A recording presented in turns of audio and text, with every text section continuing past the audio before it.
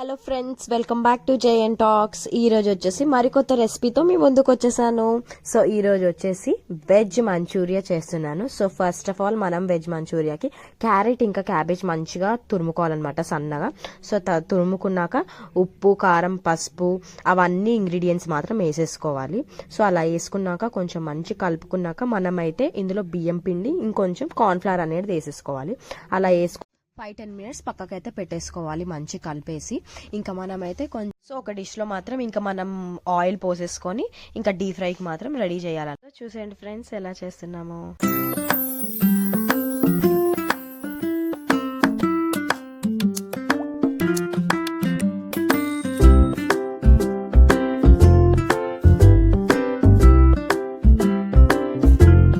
మంచిగా golden brown గా చేసుకోవాలన్నమాట. సో గోల్డెన్ బ్రౌన్ గా చేసుకొని అలా పక్కకు పెట్టేసుకోవాలి. పక్కకు పెట్టేసుకొని ఇంకా మనం సాసెస్ అనేది కలుపుకోవాలన్నీ ఒక దాంట్లో.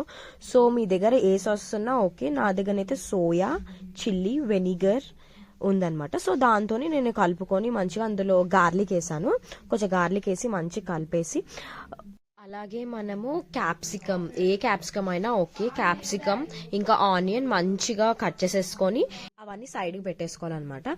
మనం వెట్ చేసుకోవచ్చు, డ్రై కూడా చేసుకోవచ్చు అనమాట. మంచూరియా ఏదైనా బాగుంటుంది. సో ఇంకా వేరే పాన్ లో కొంచెం ఆయిల్ పోసేసి ఇంకా అందులో ఆనియన్ ఇంకా క్యాప్సికమ్ వేసేసి కొంచెం పెప్పర్ ఇంకా మనం ఏదైతే సాక్స్ మిక్స్ చేసుకుని పెట్టుకున్నామో సాసెస్ అవి కూడా వేసేసి ఇంకా ఫైనల్ గా మంచూరియా మాత్రం వేసేసాను. సో ఎంత టేస్ట్ ఉందంటే చాలా బాగా టేస్ట్ వచ్చింది ఫ్రెండ్స్. మీకు కూడా ట్రై చేయండి, చాలా అంటే చాలా యమ్మీగా ఉంది. సో నా వీడియో మీకు నచ్చినట్టయితే like, share, subscribe to my channel.